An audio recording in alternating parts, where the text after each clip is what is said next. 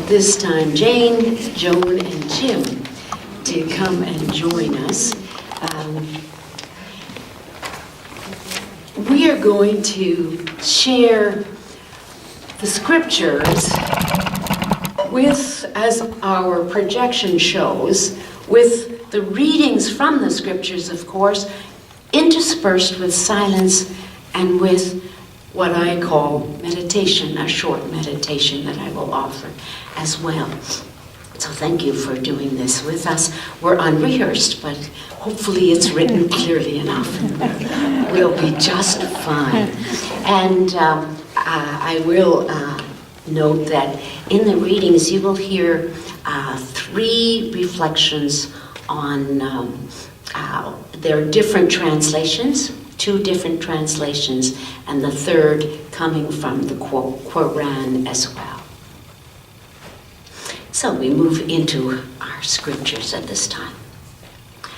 And first of all, we're going to hear from Psalm 1. Psalm 1 is a Torah, a wisdom psalm, you might say. And here in Psalm 1, we find 2 distinct choices with distinct outcomes. Happiness is how it's sometimes translated. Blessedness is walking in the presence of the holy, being deeply rooted in the earth. And like, for example, magnificent trees in our forests here. And then we will move to gospel reading for today that is also connected with the psalm. It's closely connected in structure and intention. That is, again, 2 distinct choices and options or descriptions. And so we hear Psalm 1.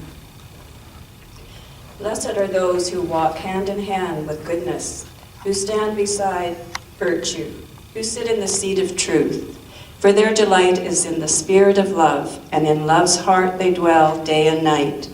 They are like trees planted by streams of water that yield fruit in due season, and their leaves flourish, and in all that they do they give life. The unloving are not so. They are like dandelions which the wind blows away. Turning from the heart of love, they will know suffering and pain. They will be isolated from wisdom, for love knows the way of truth. The way of ignorance will perish, as love's penetrating light breaks through hearts filled with illusions. Forgiveness is the way. And now we're going to hear Luke 6. In Luke 6, we hear the Beatitudes. The Beatitudes from Luke cut to the core. There's no embellishments here. There's no compromises. There are no softening of statements made here that comes and we're familiar with in the Matthew version of the Beatitudes or Sermon on the Mount. I would certainly have much preferred to simply have inserted Matthew's spiritualized and rather, as some researchers put it, watered down version of the Beatitudes. But both versions have a place. And so Luke's reading of the sermon includes a much more probing and visionary challenge than most of us are comfortable with. And yet it also insists on being heard. And so we listen to that more radical version of the Beatitudes that also offers 2 distinct ways of being in our world. Coming down the mountain with them, Jesus stopped in a level area where there were a great number of disciples. A large crowd of people was with them from Jerusalem and all over Judea, to as far north as the coastal region of Tyre and Sidon. People who had come to hear Jesus and be healed of their diseases, and even to be freed from unclean spirits.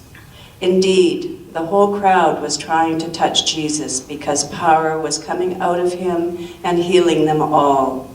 Looking at the disciples, Jesus said,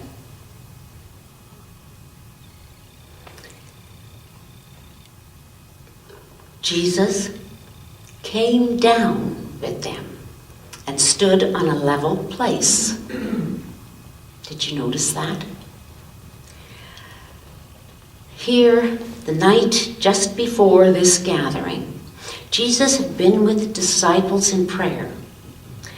Prayer with, as he often used the words, with his Father in heaven. And then Jesus comes down. This coming down is significant. This meeting of the people where they're at, on level ground. And then the multitudes of people from all over had come to hear him and to be healed, to touch him, for power had come from him and healed all of them.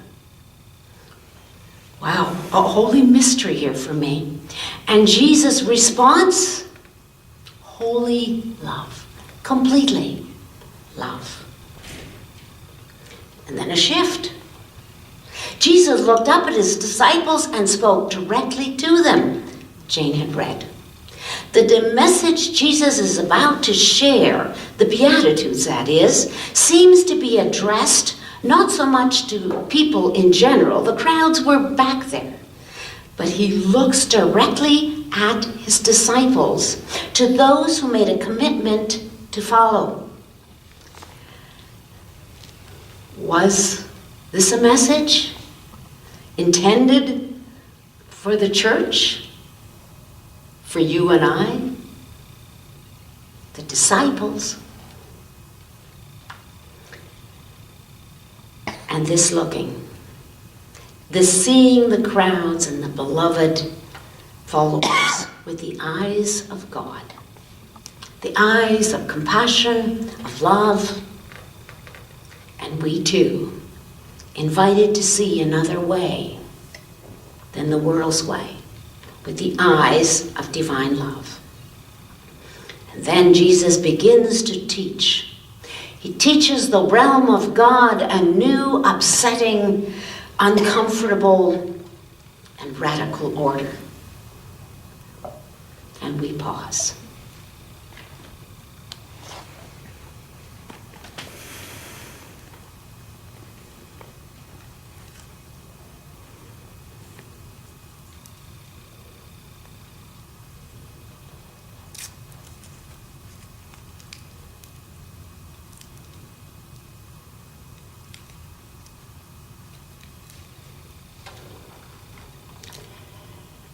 You who are poor, for the reign of God is yours.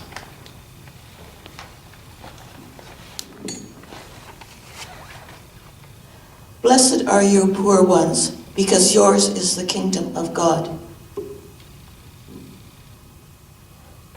And a parallel from the Quran. By the light of day and by the dark of night, your God has not forgotten you.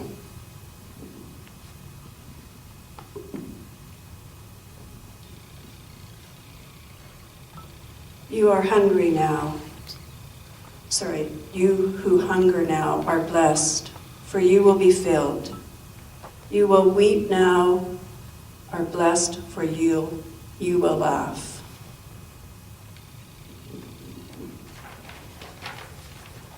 Blessed are you who hunger now, for you shall be satisfied. Blessed are you who weep now, for you shall laugh. In the remembrance of God, our hearts are comforted.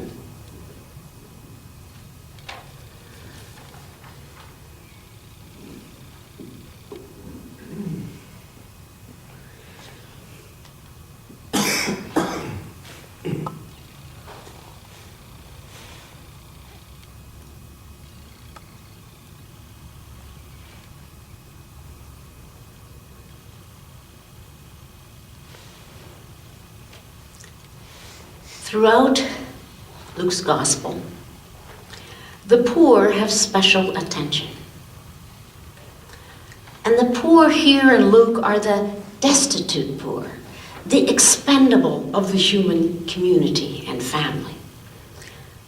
And they are favored, the favored of God's blessings.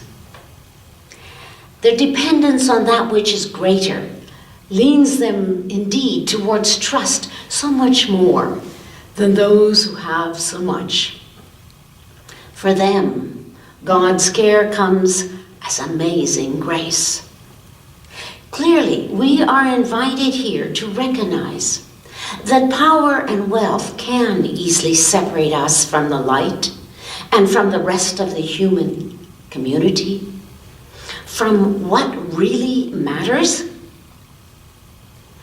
The realm of God is a way of living and being in the world that moves far beyond the follow me of last week's readings. The message to us as followers who are called to be all that the dreamer plans for the human community is to live this realm now where those who have share so that there is enough resources for all.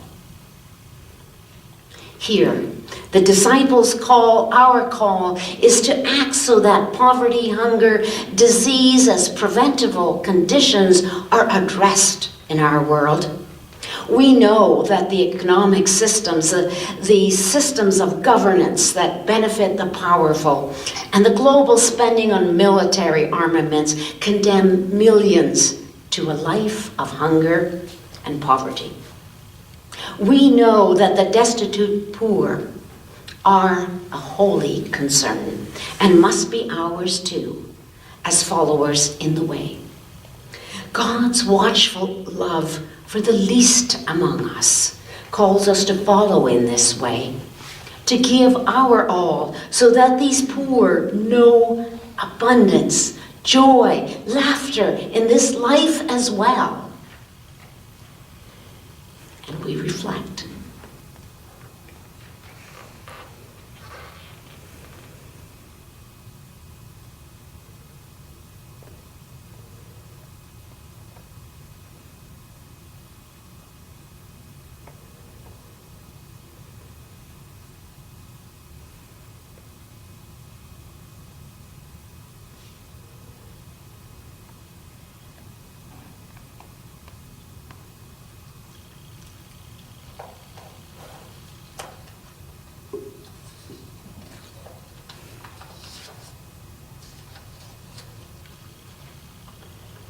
You are blessed when people hate you, when they scorn and insult you and spurn your name as evil because of the chosen one.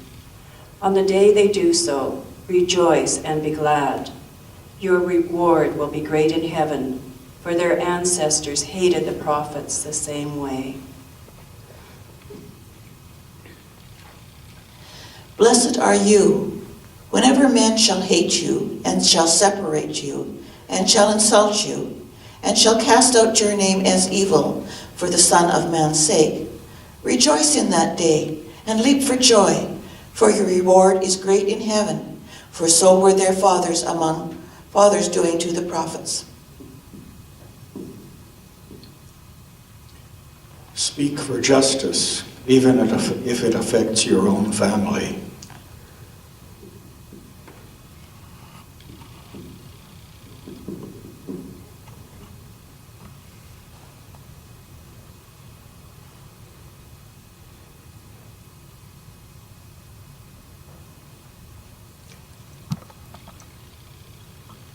This is a difficult section, isn't it? Particularly in our time and place of greater freedom here in North America. And we know that this has not been and is not so, even today, in many places in our world. The disciples faced persecution. Certainly the early church did, and throughout the ages, there have been those times. Those who challenged religious interpretation knew what rejection and persecution was all about. Many countries still persecute those who practice a faith other than what is acceptable by the state. Disturbing realities of religious discrimination for those who practice the Jewish faith, the growing tensions between the far right and the left political positions, breaking out in violent clashes, are happening not only in the US, but then here too in Canada. And such news reports are distressing and hard to comprehend. For me, the invitation is always the way of peace, the way of acceptance, the way of love that sees with the eyes of the divine creator. Love is expressed in so many different ways. Love that reaches out and calls us into relationship, particularly with those of different faith, race, gender identity, social and political status in our neighborhood and our community. Love that seeks understanding. Love that lifts up nonviolence, kindness, community, friendship, and our common humanity. Everything Jesus said and did was about such love. And this is our invitation too. And we reflect.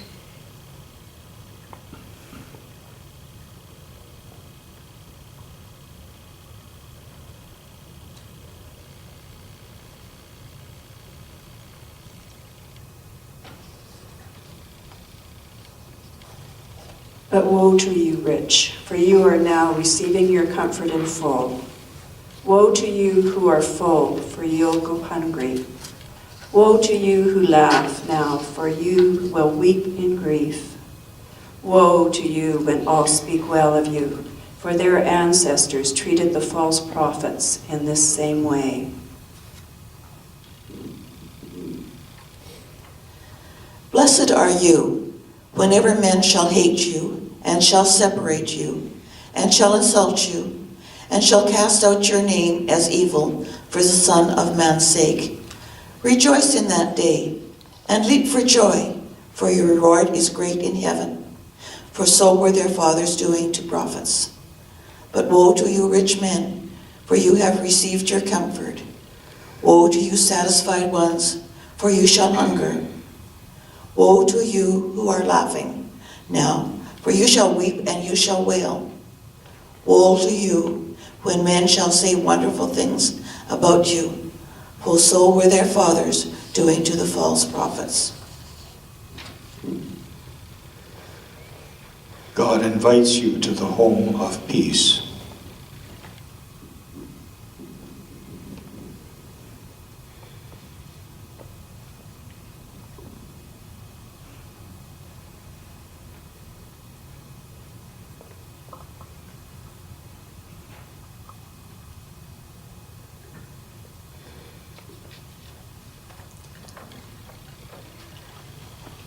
If the last section had left us uncomfortable, this one adds to it. The woe section addressed to those who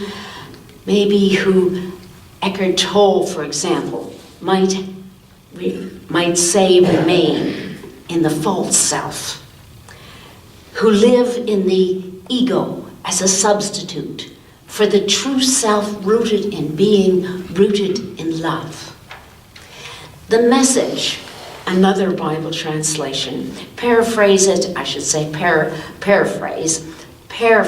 it this way with the words, "There's trouble ahead, suffering if life is all fun and games."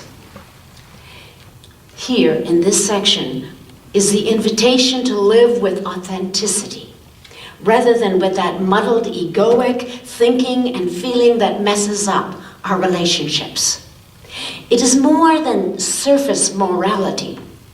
Here we are challenged to reject the illusions or trappings of materialism and of the status quo, and choose instead to seek the true good, the common good. The better choice is the place of true being.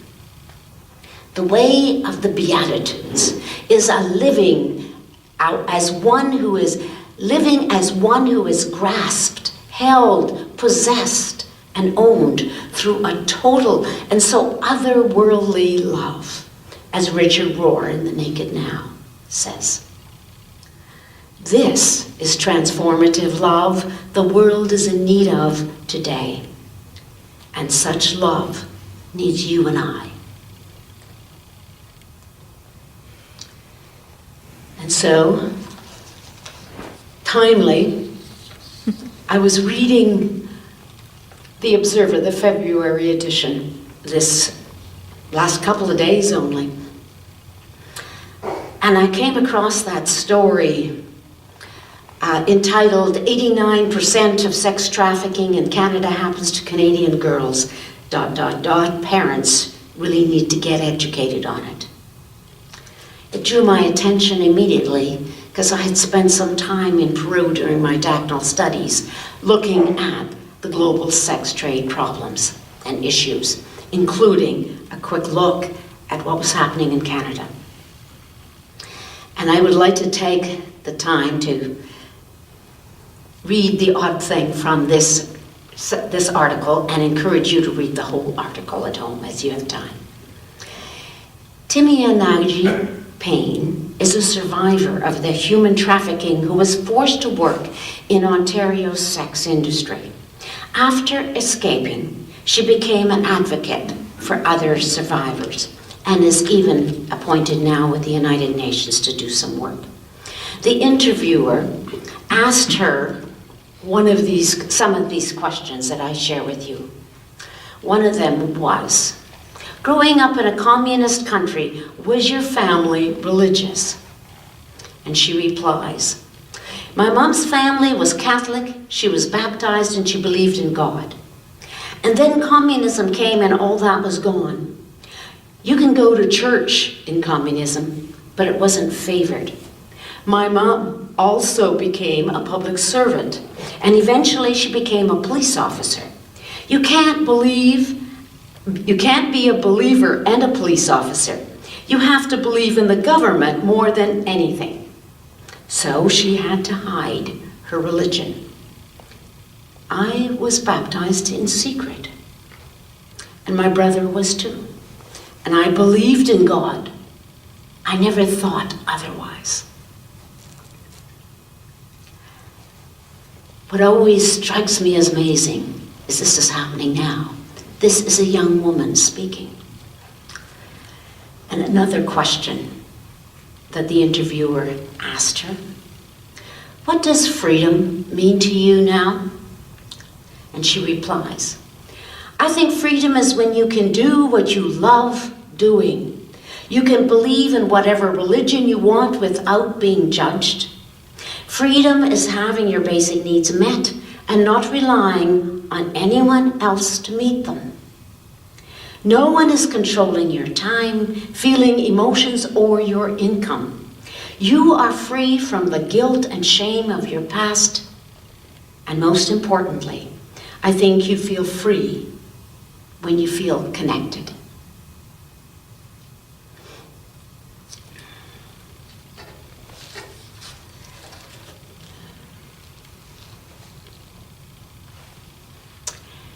The Beatitudes from Luke. Let the stark reality of Luke's Sermon on the Mount speak to us and to the church today as we respond more and more with a turning towards the greater love ever at work within, around, and among us. Hear the voice of the beloved that seeks for us to let go of that which is not true, and then by God's grace to receive and share the blessings the Creator seeks and offers to all people. To be willing to go against the grain of the world, to ride against the tide, reorientating our lives and our world, reversing social, economic, and political injustice as we are strengthened and empowered to do, is the message of Luke's gospel today. and we reflect.